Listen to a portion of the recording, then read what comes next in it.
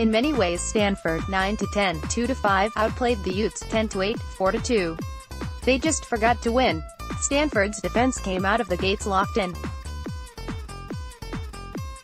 They had Utah completely flummoxed in the half-court, and 5 different players combined to reject 6 Ute shots in the game's first 8 minutes. On the game, they blocked 10.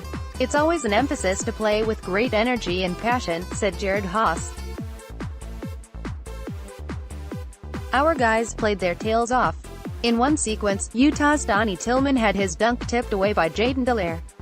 Stanford subsequently lost possession on the other end, and the ball was passed ahead to the cherry-picking Tillman, who seemed to be all alone.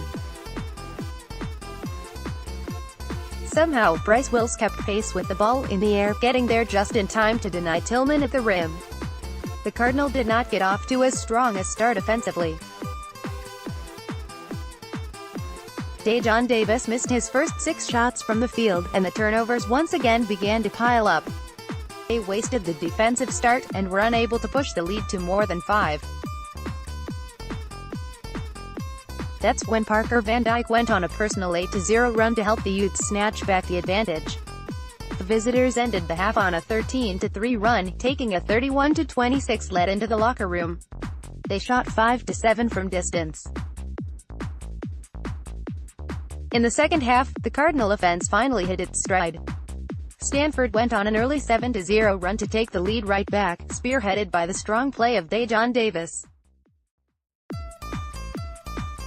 The sophomore point guard hit his first 5 shots of the period, and dished out 3 assists. Stanford built the lead up to as much as 6, and seemed in control of the game, until Cedric Barrefield woke up. The veteran had been held in check all night by Dajon Davis, who got in his shirt and forced an uncharacteristic 4 turnovers. But players like Barrefield can only be held in check for so long. He shook free from Davis just enough to hit consecutive threes, sparking a late 8-0 run to give Utah the lead. The normally quiet Maples began to buzz with nervous excitement. Barrefield hit yet another 3 with 2 minutes remaining, but 2 possessions later Ekpale answered from the wing to tie it up. Out of a timeout, Parker Van Dyke hit a layup high over Josh Sharma. Ekpale answered with a trip to the line, but he split the pair. After that, Stanford was stuck in the fouling game. Their lone opportunity from that point came when a Josh Sharma putback fell off the rim, in what could have been a game-tying and one. Barrefield knocked down all 4 of his shots from the line to seal the deal. "I thought Dajon was fantastic. There's a reason Barrefield might be the best guard in the conference," said Coach Haase. Stanford shot a higher 2-point percentage than Utah. They also had more rebounds, and steals, and blocks, and points in the paint, and second-chance points. But Utah had Cedric Barrefield, and they shot a timely 9-14 from distance. That was too much for the Cardinal to overcome. Ekpale led Stanford with 22 points, eclipsing 20 for a conference-leading 11th time.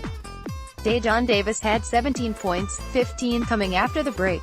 Josh Sharma added 9 and 12, along with 4 blocks, and a career-high 34 minutes. Oscar da Silva was scoreless, highlighting the need for a consistent tertiary scorer to accompany Ekpale and Davis. This has been especially pronounced with Cormac Ryan still sidelined. "We're gonna have to make more threes," said Haase. Barrefield led the Utes with 18 points on 4-5 from 3. Donnie Tillman and Parker Van Dyke were both 2-4 from the outside and scored 11 and 10, respectively. Stanford hosts Colorado on Saturday. It's a very winnable one for the Cardinal, and one they might need if they have hopes of putting together a strong conference record. "Win or lose, our mindset is to get better," said Haase.